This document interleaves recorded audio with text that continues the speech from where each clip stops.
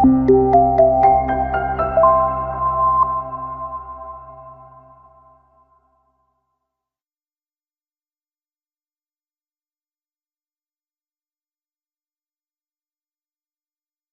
modul berikutnya ini, kita akan sama belajar mengenai komposisi dalam fotografi. Komposisi dalam fotografi adalah cara menyusun, elemen-elemen visual dalam bingkai atau framing agar foto kita terlihat seimbang, menarik, dan mulai dipahami oleh para audiensnya nanti, gitu. Jadi ada beberapa, eee, patokan-patokan yang bisa teman-teman nanti aplikasikan untuk membuat sebuah foto. Tapi lagi-lagi tetap komposisi hanya sebagai sebuah, patokan, tidak wajib dan teman-teman bisa explore ketika telah memahami semua komposisi ini.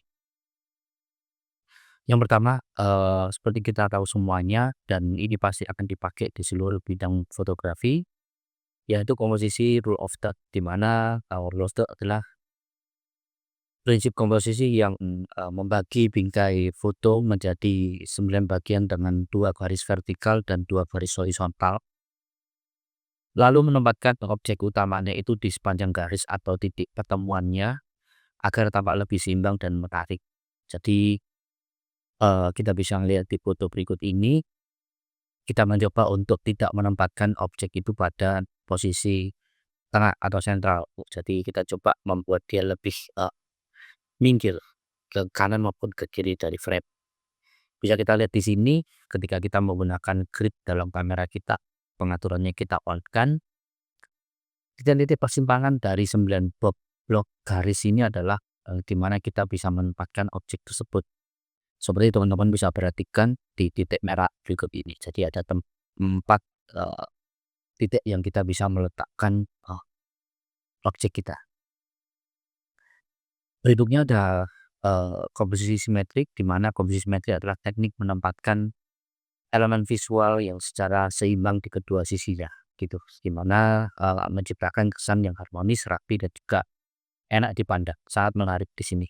Seperti kita bisa banyak melihat, kita cari komposisi atau visual yang sangat mudah dibagi dua, memiliki susunan yang rapi, itu bisa dipakai kita buat simetri. Seperti halnya kita bisa lihat gambar berikut ini teman-teman, saya mencoba untuk secara kasat mata tidak harus 100% kiri dan kanan ketika dibagi menjadi dua akan sangat besar.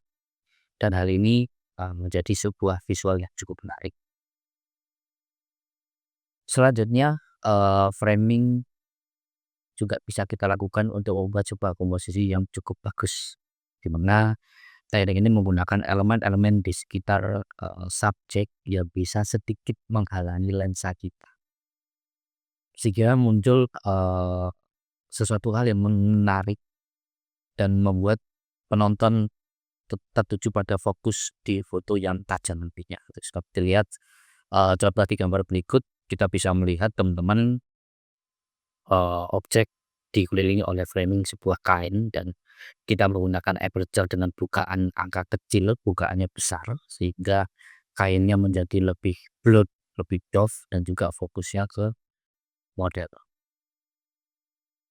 Selanjutnya, komposisi yang cukup menarik juga teman-teman bisa membuat sebuah foto dengan menggunakan pemanfaatan komposisi negative space, di mana, komposisi ini adalah penggunaan ruang kosong di sekitar subjek utama untuk menciptakan kesan sederhana.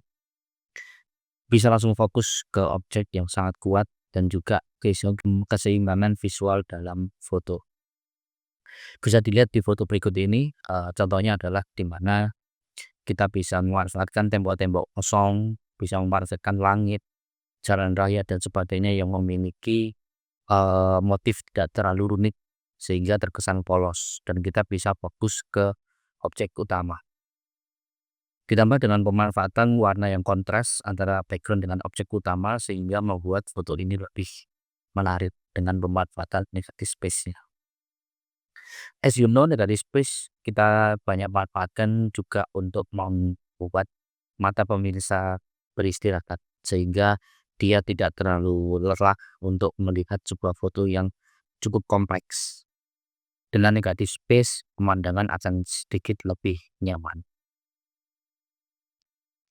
Selanjutnya adalah kita bisa memanfaatkan, komposisi pattern, yaitu di mana komposisi ini adalah teknik menampilkan pola berulang seperti bentuk, warna, garis untuk menciptakan sebuah ritme visual yang menarik dan estetis dalam sebuah foto. Seperti contoh gambar berikut, dengan adanya banyak jumlah ikan di dalam akuarium ini sehingga pergerakannya bisa membuat, motif yang cukup menarik sehingga saya coba foto dan alhasil menjadikan sebuah pattern yang cukup asik untuk dilihat tanpa kehilangan fokus utamanya. Oke, berikut, komposisi-komposisi dalam fotografi, teman-teman mungkin bisa mulai praktekkan dan juga pahami kira-kira perbedaannya apa saja dan juga, explore kembali dari komposisi-komposisi yang sudah kita share berikut ini. Next-nya, saksikan pada video berikutnya.